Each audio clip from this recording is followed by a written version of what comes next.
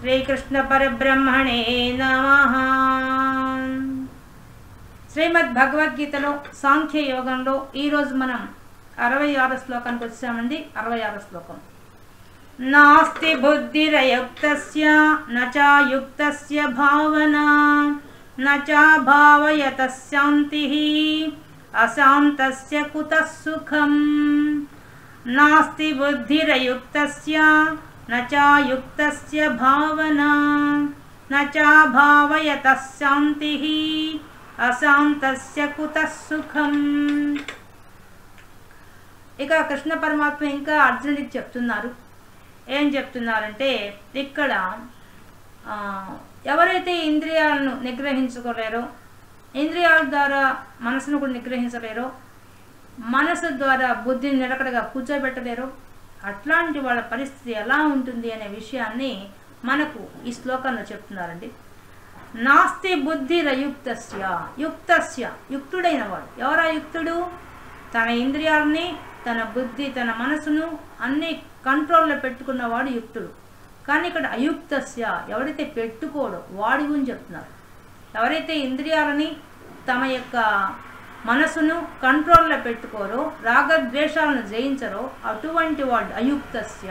అటువంటి వాళ్ళు నాస్తి బుద్ధిరయుక్తస్య, వాళ్ళు నాస్తి బుద్ధి, వాళ్ళ బుద్ధి స్థిరంగా ఉండనే ఉండదు. ఎందువల్లంటే నువ్వు ఎన్ని పనులు చేసినా చేసేది మనకు అంతఃకరణ ఉండేది ఒక్కటే, మనసే. అదే బుద్ధిగా పనిచేస్తుంది, అదే మనలో ఉండే అహంకారంగా పనిచేస్తుంది, అదే మనలో ఉండే చిత్తంగా పనిచేస్తుంది. కానీ ఆ మనసు మాత్రం ఈ మనసుగా ప్రవర్తించినప్పుడు మాత్రం సంకల్ప వికల్పాలతో ఇంద్రియాలు వెంట పరిగిస్తుంది. కానీ ఆ ఇంద్రియాలను జయించి, ఆ మనసును జయించి కూర్చోబెట్టగలవాడు మాత్రమే బుద్ధిని కూర్చోబెట్టగలుగుతాడు. కాబట్టి అయుక్తస్య, ఎవడైతే ఇంద్రియ నిగ్రహం లేదో, వాడికైతే మనసు నిలకడగా లేదో, వాడికి బుద్ధి కూడా స్థిరంగా కూర్చోదు అని చెప్తున్నాడు. నచాయుక్తస్య భావన, మరియు అయుక్తస్య, అయుక్తుడైన వాడు కనీసం భావన, తనలో భావించడం, ఎలా? ఆ పరమాత్మ ఎందే భావన కలిగి ఉండడం, అది కూడా వాడు చేయలేడు. ఎందువల్ల? వాడు అయుక్తుడు. వాడికి ఇంద్రియ జ్ఞానం లేదు, ఇంద్రియ నిగ్రహం లేదు, మనసు కూడా నిగ్రహించలేదు. నచాభావయతః శాంతిః, అటువంటి వాడికి ఏమవుతుంది? అటువంటి భావము లేని వాడికి, మొట్టమొదటి వాడికి ఏం లేదు? బుద్ధి నిలకడగలేదు. తర్వాత భావం లేదు. భావం లేని వాడికి ఏమైపోయింది? నచాభావయతః శాంతిః, శాంతిని కోల్పోయాడు. వాడికి మనశ్శాంతి లేదు. మనశ్శాంతి లేకపోతే అశాంతస్య కుతః సుఖం. ఏమయ్యా, శాంతి లేకపోతే సుఖం ఎక్కడైనా ఉందయా అని అడుగుతున్నాడు భగవంతుడు. నిజమే, మనకే తెలుసు ఆ విషయం. సుఖంగా మనం జీవించాలంటే శాంతము లేక సౌఖ్యము లేదు. ఖచ్చితంగా మనకు తెలిసిందే ఈ విషయం. మనం ప్రశాంతంగా ఉంటేనే సుఖంగా జీవిస్తాం. వాడు పచ్చడి మెతుకులు తిని వాడి మనసు ప్రశాంతంగా ఉంటే వాడు హాయిగా జీవిస్తాడు. చెట్టు కింద పడుకోని కూడా హాయిగా నిద్రపోతాడు. కానీ కోట్లకు డబ్బులుండి కూడా మనశ్శాంతి లేకపోతే పట్టుపాన్పులు ఉన్నా కూడా నిద్రపోలేడు. కాబట్టి సుఖం ఎక్కడి నుంచి వస్తుందయ్యా? కాబట్టి వీటన్నిటికీ మూలమైంది రాగద్వేషాలు జయించాలా, ఇంద్రియాలను జయించాలా, మనసును జయించాలి. ఈ మూడు అయితే అప్పుడు బుద్ధి నిలబడుతుంది. బుద్ధి నిలబడితే పరమాత్మ మీద భావన వస్తుంది. భావన వస్తే శాంతి వస్తుంది. శాంతి వస్తే సుఖం వస్తుంది అనే విషయాన్ని ఈ శ్లోకంలో మనకు చెప్తున్నాడు. నిజమండి, ఇది అక్షర సత్యం. అది అందరి జీవితాల్లో కూడా ఇదే జరగాలి. కానీ జరగడం చాలా కష్టం. దీనికి మీకు పాజిటివ్గా ఉండే ఒక కథ చెప్తాను. దాంట్లో నెగిటివ్ ఉంది, నెగిటివ్ కూడా తీసుకోవచ్చు. రెండు అర్థాలు వచ్చే కథ చెప్తాను.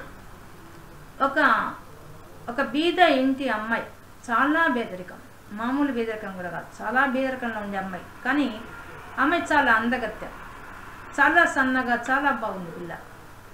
కానీ తల్లిదండ్రులకి ఆస్తిపాస్తులు లేవు, పెళ్లి చేసే శక్తి లేదు. అందుకని ఒక వయసులో చాలా పెద్దవాడికి ఇచ్చి పెళ్లి చేశారు. అంటే ఆ పెళ్లి చేసుకునేవాడే వచ్చి వాళ్ళకి డబ్బులు అతనే ఎదురిచ్చి పెళ్లి చేసుకున్నాడు. అందువల్ల వాడి జీవితం గడిచిపోతుంది అని చెప్పి దాంతో ఆ అమ్మాయిని ఇచ్చి పెళ్లి చేశారు. కానీ నిజానికి అతడికి ఎటువంటి యోగ్యత లేదు. అతడు చాలా లావున్నాడు, మనిషి వికారంగా ఉన్నాడు, అయినా ఇచ్చేశారు. ఎందువల్లంటే వాళ్ళకు స్తోమత లేదు కాబట్టి.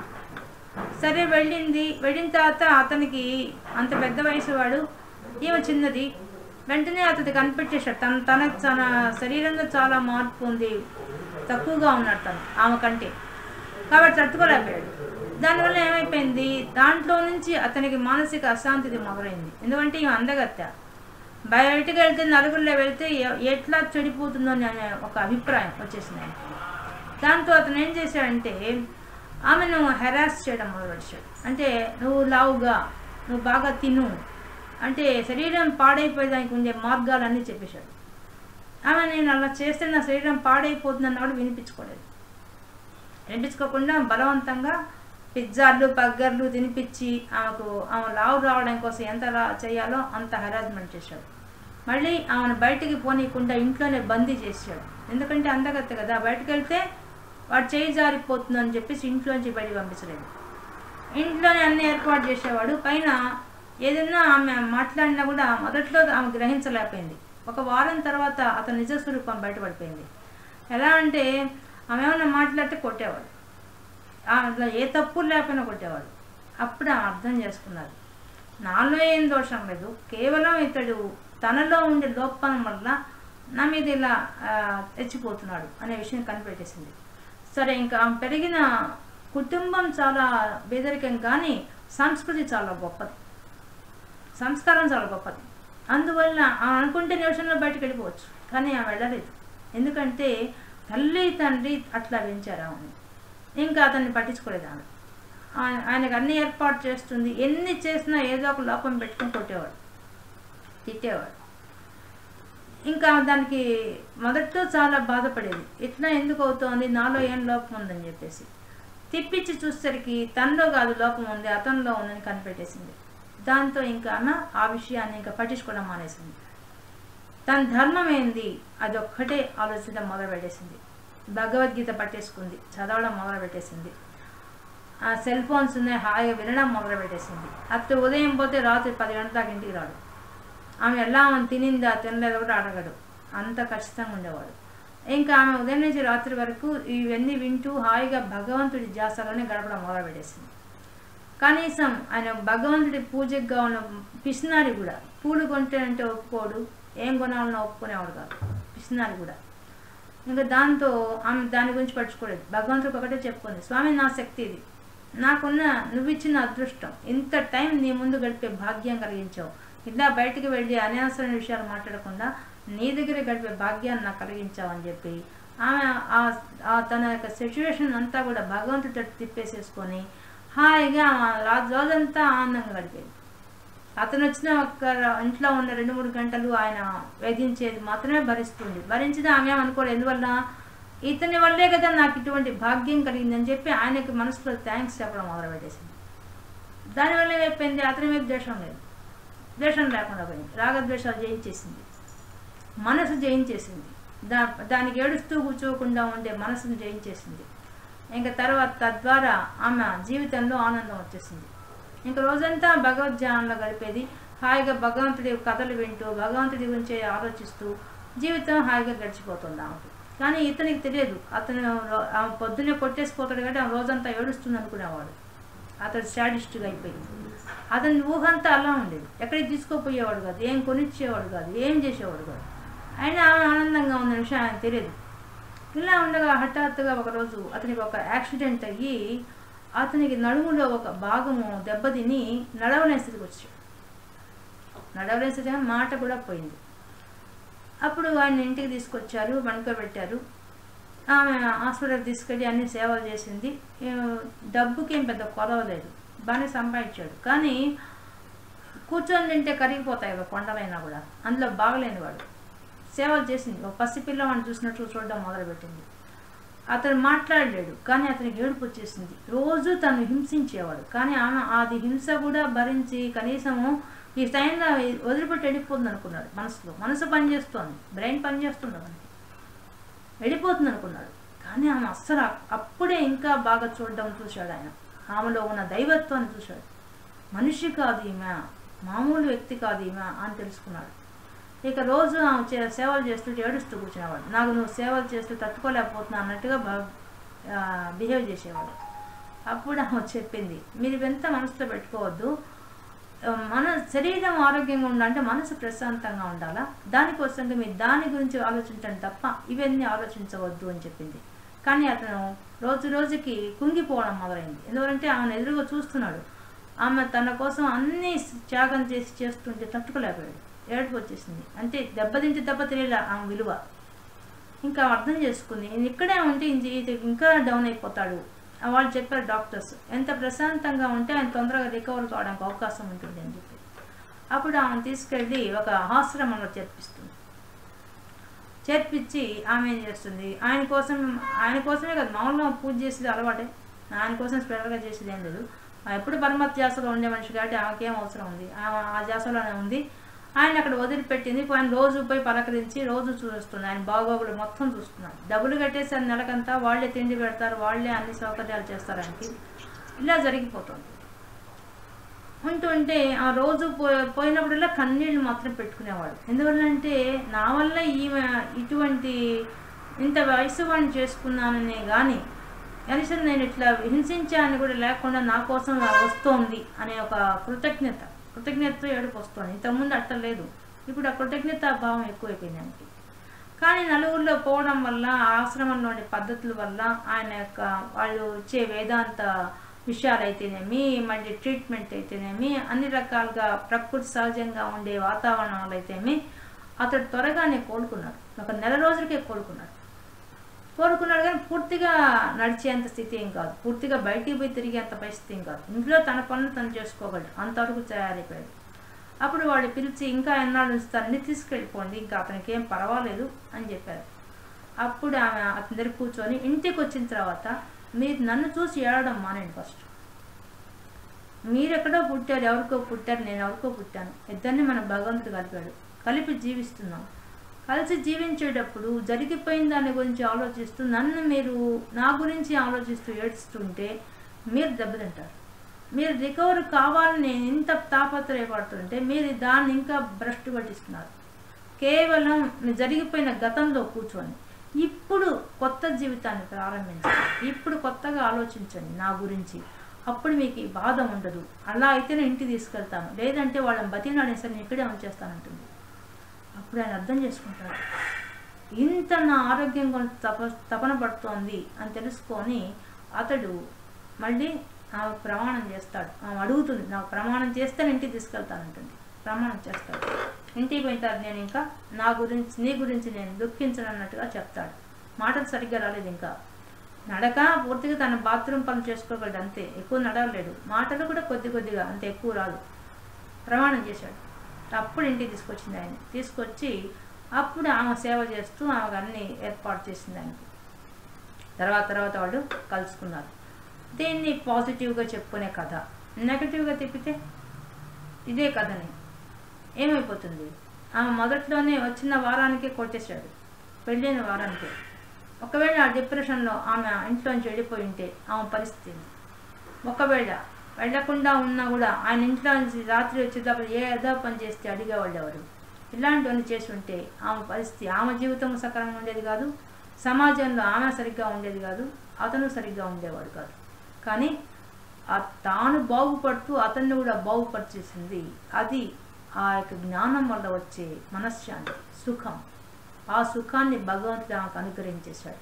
ఏదైతే పట్టుకుంటే సుఖం లభిస్తుందో అదే పట్టుకుంది. దాంట్లో కూడా ఆమె జయించింది. ఏది రాగాన్ని, ద్వేషాన్ని, మనసును అన్నిటిని జయించి నిరకడగా భగవంతుడిగా అర్పించింది. తద్వారా ఆమె సుఖం పడుతూ అతన్ని కూడా సుఖపెట్టే స్థాయికి ఎదిగిపోయింది. ఈ కథలో ఉండే సారాంశం, నెగటివ్కి పాజిటివ్ రెండూ ఉన్నాయి. ఈ శ్లోకంలో నెగటివ్ చెప్తున్నారు, మనం పాజిటివ్ ముందు చెప్పుకున్నాం. పాజిటివ్ విషయం తర్వాత వస్తుంది. అందుకని ఆ రెండిటి కథలకు 2 శ్లోకాలు సరిపోయే రకంగా కథ చెప్పవచ్చింది. చూద్దాం. నాస్తి బుద్ధి రయుక్తస్య, నాస్తి లేదు, కలగదు. ఏంది? బుద్ధి. అయుక్తస్య అయుక్తుడైన వాడికి, ఇంద్రియ నిగ్రహం లేని వాడికి, మనసు స్థిరంగా లేని వాడికి బుద్ధి స్థిరంగా కూర్చోదు. నచాయుక్తస్య భావన, మరియు అయుక్తస్య అయుక్తుడైన వాడికి భావన, పరమాత్మ భావన కూడా వాడు సరిగ్గా ఉండదు. అప్పుడు నచాభావ యతశాంతి, ఎవడైతే భావన ప్రశాంతమైన పరమాత్మ మీద భావన లేదో వాడికి శాంతి లేదు. శాంతి అశాంతస్య కుత సుఖం, మరి శాంతి లేకపోతే సుఖం ఎక్కడి నుంచి వస్తుందయ్యా అని అడుగుతున్నాడు పరమాత్మ ఆ అర్జునుడిని. 67 శ్లోకం అండి. ఇంద్రియాణం హి చరతాం యన్మనోను విధీయతే తదస్య హరతి ప్రజ్ఞాం వాయుర్నావమివాంబసి. ఇంద్రియాణం హి చరతాం యన్మనోను విధీయతే తదస్య హరతి ప్రజ్ఞాం వాయుర్నావమివాంబసి. ఇంద్రియాణం హి చరతాం, హి ఎందుకంటే ముందు చెప్పిన శ్లోకాన్ని కొనసాగింపది. ఇంద్రియాణం చరతాం, ఇంద్రియాలు ఎటువంటి ఇంద్రియాలు అవి? శబ్ద స్పర్శ రూప రసగంధాలతో కూడిన ఆ ఇంద్రియాలు చరతాం తిరుగుతూ ఉంటే యన్మనోను విధీయతే, మనసుతో కూడి ఆ ఇంద్రియాలు తిరుగుతూ ఉంటాయి. తిరగడం వల్ల ఏమైపోతుంది? తదస్య హరతి ప్రజ్ఞాం, దానివల్ల ఏమైపోతుంది? వాడి యొక్క జ్ఞానం అంతా కోల్పోతాడు. భగవంతుడి ధ్యాస లేకుండా, ఆ బుద్ధి నిలకడ లేకపోతే, ఆ ఇంద్రియాలు మనసు నిలకడగా లేకపోతే వాడు తన యొక్క జ్ఞానాన్ని కోల్పోతాడు. ప్రజ్ఞాం, పూర్తిగా తన యొక్క జ్ఞానాన్ని అంతా కూడా కోల్పోతాడు. అది ఎలాంటిదని ఎగ్జాంపుల్ వాళ్ళే ఇస్తున్నారు. వాయుర్నావమివాంబసి, వాయువు గాలి వల్ల నావ అంటే పడవ మివాంబసి, అంబసి అంటే సముద్రం. నీటిలో ఉండేటువంటి నీళ్ళల్లో పోతున్నటువంటి అంబసి అంటే నీళ్ళలో పోతున్న పడవ ఏ విధంగా అయితే గాలికి కొట్టుకొని పోతుందో ఆ విధంగా ఈ బుద్ధి స్థిరంగా లేనివాడు, మనసు స్థిరంగా లేనివాడు, ఇంద్రియాలు కంట్రోల్ లేనివాడు, రాగద్వేషాలు జయించిన వాడి యొక్క పరిస్థితి ఎలా ఉంటుందంటే నీటి మీద కొట్టుకోపోయే నావలాగా ఉంటుంది అని చెప్పేశారు. నావ ఎందుకు కొట్టుకోపోతుంది గాలికి అంటే ఆ నావకు తెడ్డు లేదు, తెరచాప లేదు, అంటే బుద్ధి లేదు, మనసు లేదు. ఇవి రెండు ఉంటేనే కదా నావ నడిచేది. తెరచాపో తెడ్డు ఉండాలి కదా, అవి రెండు లేవు ఆ నావకి, అందుకని అది కొట్టుకోపోతుంది. ఏ విధంగా అయితే నావ కొట్టుకోపోతుందో ఆ విధంగా ఈ యొక్క మనసు స్థిరంగా లేని వాడికి, బుద్ధి స్థిరంగా లేని వాడికి వాడి జీవితము గాలి వాటుకు వెళ్ళిపోయి కొట్టుకొని నాశనమైన నావలాగా అయిపోతుంది అనే విషయాన్ని చెప్తున్నారు ఈ శ్లోకం ద్వారా. ఇంద్రియాణం హి చరతాం, ఆ ఇంద్రియాలు శబ్ద స్పర్శ రూప రసగంధాలతో కూడి మన పంచ జ్ఞానేంద్రియాలు కూడా ఈ కళ్ళు పోయిన దగ్గరకల్లా మనసు పోతే, చెవులు పోయిన దగ్గరకల్లా మనసు పోతే, ముక్కు పోయిన దగ్గరకల్లా మనసు పోతే, నోరు పోయిన దగ్గరకల్లా మనసు పోతే అప్పుడు ఏమవుతుంది? చేద్దాం దాంతో కలిసి ప్రయాణం చేసినట్టయితే యన్మనోను విధీయతే, వాడి యొక్క మనసు అనుదీయతే, దాటిని అనుసరించి పోతుంది కాబట్టి ఏమైపోతుంది? అది తదస్య హరతి ప్రజ్ఞాం, దానికి ఉండే ప్రజ్ఞను కోల్పోతుంది. హరతి పోతుంది. అటువంటి వాడి యొక్క ప్రజ్ఞ మాత్రం ఖచ్చితంగా పోతే అది ఎలాంటిది అంటే వాయర్ గాలికి మివాంబసి, నావ ఏ విధంగా అయితే కొట్టుకొని పోతుందో నీటిలో ఆ విధంగా కొట్టుకోపోతుందయ్యా వాడి యొక్క ప్రజ్ఞ అని చెప్తున్నాడు. అంటే ఇంతకు ముందు కొద్దో గొప్ప భగవంతుడి మీద ధ్యానము ఒక ప్రక్రియ ఉండేవాడి యొక్క బుద్ధి కొట్టుకొని పోతుంది అనే విషయాన్ని చెప్తున్నారు ఈ శ్లోకం ద్వారా. ఎప్పుడు మీకేం చెప్పాను ఇందాక, ఆ అమ్మాయి జీవితం కూడా అంతే. నెగటివ్ అయితే ఏమవుతుంది? ఒక నావకు ఏ విధంగా తెరచాప లేకుండా ఉంటే గాలికి ఎట్లా కొట్టుకోబోతుందో అలా ఆమె జీవితం అయి ఉండేది. ఒకవేళ ఆమె కానీ భగవంతుడి యందు మనసు పెట్టకుండా, రాగద్వేషాలు జయించకుండా, మనసు నిలకడగా చేసుకోకుండా, బుద్ధిని స్థిరంగా పెట్టుకోకుండా ఉండుంటే ఆ అమ్మాయి జీవితం ఎలా ఉండేది? గాలికి కొట్టుకోపోయిన నావలాగా, నీటిలో కొట్టుకోపోయిన నావలాగా, ఆ పడవలాగా అయి ఉండేది. అంతేనా? అందుకే మీకు ఆ కథ పాజిటివ్ నెగటివ్ ఉందని చెప్పి దాన్ని ఎగ్జాంపుల్గా చెప్పాను. కాబట్టి ఇక్కడ మనకు చెప్తున్న విషయము, రాగద్వేషాలు జయించాలి, ఇంద్రియాలను అదుపులో ఉంచుకోవాలి, మనసును జయించాలి, బుద్ధిని స్థిరంగా కూర్చోబెట్టాలి. అటువంటి వాడికే జ్ఞానం వస్తుంది, అటువంటి వాడే శాంతిగా ఉంటాడు, అటువంటి వాడే సుఖపడతాడు. భూమి మీద బతికుండగానే సుఖపడే మార్గాన్ని ఇక్కడ చెప్పేశారు. తర్వాత 28వ శ్లోకం. తస్మాద్యస్య మహాబాహో నిగృహీతాని సర్వశః ఇంద్రియాణింద్రియార్థేభ్యః తస్య ప్రజ్ఞా ప్రతిష్ఠిత. ఈ శ్లోకం ద్వారా ఇప్పుడు కంక్లూషన్ ఇచ్చేస్తున్నారు అర్జునుడికి కృష్ణ పరమాత్మ. ఏమని? తస్మాత్ అందువల్ల ఓ అర్జున మహాబాహో గొప్ప బాహువులు గలవాడా, యుద్ధం చేయడానికి సిద్ధపడిన బాహువులు ఉన్నాయి కానీ నీ మనసు బలహీనమై యుద్ధంలో నీ బాహువులు ఉపయోగించడం లేదు నువ్వు. అటువంటి మహాబాహో ఇప్పుడు అర్థమైందా? నీ మనసు ప్రశాంతంగా ఉంటే నీ బుద్ధి నిలకడగా ఉంటుంది, బుద్ధి నిలకడగా ఉంటే శాంతి ఉంటుంది, శాంతి ఉంటే సుఖం ఉంటుంది. ఇప్పుడు ఇవన్నీ కోల్పోయావు. ఏని వల్ల? నీ మోహం వల్ల, నీ రాగద్వేషాల వల్ల. కాబట్టి తస్మాత్ అందువల్ల అస్య ఎవడైతే మహాబాహో ఓ గొప్ప బాహువులు గలవో అర్జున నిగృహీతాని సర్వశః ఆ ఇంద్రియాలన్నిటినీ కూడా నిగ్రహించాలి. ఇంద్రియార్థేభ్యః ఇంద్రియాలు మన ఇంద్రియాలన్నీ కూడా వాటికి ఉండే శబ్ద స్పర్శ రూప రసగంధాలతో కలిసి అవి పనిచేస్తుంటాయి. అటువంటి వాటిని బాగా సక్రమంగా ఉపయోగిస్తే వాడే తస్య ప్రజ్ఞా ప్రతిష్ఠిత. ఈ తస్య ప్రజ్ఞా ప్రతిష్ఠిత అనే పదాన్ని 4 శ్లోకాలు చెప్పాడు. ఎందుకు చెప్పాడు? స్థితప్రజ్ఞుడి యొక్క లక్షణాలు చెప్పడానికి కోసంగా చెప్తున్నాడు. కాబట్టి వాడే స్థితప్రజ్ఞుడు అంటే అని చెప్పడానికి చెప్తున్నాడు. అర్జునుడు అడిగింది ఏంది? స్థితప్రజ్ఞుడు ఎలా ఉంటాడు, వాడి లక్షణాలు ఏంటి, వాడు ఎలా మాట్లాడతాడు, వాడు ఎలా ప్రవర్తిస్తాడు అడిగాడు కదా. దానికి వెంత చెప్పుకుంటూ వచ్చాడు ఆయన. ఇప్పుడు దాన్నే కంక్లూషన్ చెప్పేశాడు. వాడేనయ్యా వాడి స్థితప్రజ్ఞుడు అంటే ఇట్లా ఉంటాడు, వాడే ప్రజ్ఞావంతుడయ్యా అని కంక్లూషన్ ఇచ్చేశాడు. కాబట్టి తస్మాద్యస్య మహాబాహో అందువల్ల ఓ మహాబాహో ఓ గొప్ప బాహువులు గల ఓ అర్జున నిగృహీతాని సర్వశః ఈ విధంగా ఇంద్రియాలను ఎవరైతే సర్వశః అన్ని ఒక్కటి కాదు శబ్ద స్పర్శ రూప రసగంధాలతో కూడినటువంటి ఇంద్రియాలన్నిటినీ మనసుతో సహా ఎవడైతే ఇంద్రియార్థేభ్యః ఇంద్రియాలకు ఏముంటుంది? ఇంద్రియార్థం ఉంటుంది. అర్థమైంది? కళ్ళు ఇచ్చారు, కళ్ళతో చూసే శక్తి ఇచ్చాడు భగవంతుడు. ఈ చూసే శక్తిని చెడు వైపు చూస్తావా నువ్వు నాశనం అయిపోతావు. మెరుగుడు పురుగులున్నాయి, అవేం చేస్తాయి?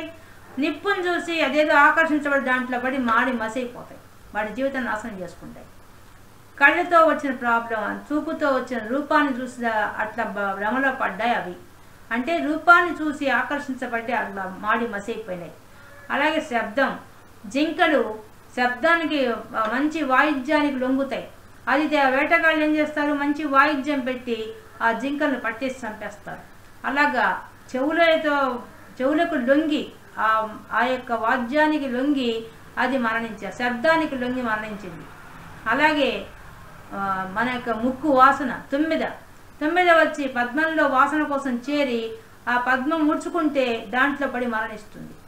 అలాగే నాలుకకు ఎగ్జాంపుల్ వచ్చి చేపను వచ్చి మనం ఎర వేసినప్పుడు ఆ ఎర కోసం ఆ మాంసం ముక్క కోసం వచ్చి ఆ ఆహారానికి లొంగి నాలుకకు లొంగి వచ్చి అది ఇరుక్కొని పోయి మరణిస్తుంది. ఈ విధంగా మనకుంటే పంచ జ్ఞానేంద్రియాలతో స్పర్శ సుఖంతో ఏనుగు స్పర్శ సుఖం ఎక్కువ కావాలి. దానికి ఆడ ఏనుగుని చూపించి వేటగాళ్ళు ఏం చేస్తారు? పెద్ద గుంట తవ్వి దాని మీద పైన అంతా ఆకులు వేసేసి అవతల తట్టు ఆకర్షించే రకంగా ఆడ ఏనుగు బొమ్మ కానీ ఆడ ఏనుగుని కానీ పెట్టేస్తారు. అది నడుచుకుంటూ ఆ ఏనుగు కోసం పరిగెత్తుతూ వచ్చి ఈ మదపుడి ఏనుగు కాస్త ఆ గుంటలో పడిపోతుంది. దానికి ఇంకా ఆహారం ఇవ్వకుండా దాని చేత అన్ని పనులు చేయిస్తారు. అది సర్కస్ వాళ్ళంతా చేసే పని. కాబట్టి కేవలం దానికి స్పర్శ సుఖం కోసం వెళ్ళి అది ప్రమాదాన్ని కొరదెచ్చుకుంటున్నది. ఈ విధంగా 5 జ్ఞానేంద్రియాలతో మన చుట్టూ ఉన్న వాటిలో ఇవి ఐదింట్లో ఒక్కోటి పొందున్నాయి అవి, కానీ మనకు 5 ఉన్నాయి. మనిషికి 5 ఇవ్వబడ్డాయి. ఈ 5 అవి పడ్డ కష్టాలు మనం అంతకన్నా వాడతాం. కాబట్టి ఈ 5 కంట్రోల్ చేయడం కష్టం. కాబట్టి చేసుకుంటే దాంతోపాటు మనసు కూడా కంట్రోల్ అయితే అప్పుడు ఇంద్రియార్థేభ్యః అంటే శబ్దస్పర్శ రూప రసగంధాలను ఎవడైతే కంట్రోల్ చేసుకుంటాడో వాడేనయ్య తస్య ప్రజ్ఞా ప్రతిష్ఠిత. వాడే స్థితప్రజ్ఞ అంటే వాడి లక్షణాలు ఇలా ఉంటాయ్యా, ఇదయ్యా అసలు విషయం అని చెప్పి ఇప్పటిదాకా భగవంతుడు మనకు ఈ సాంఖ్య యోగంలో ఈరోజు మనం 66, 67, 68 శ్లోకాల్లో ఉండే విశేషాంశాలని తెలుసుకుందాం.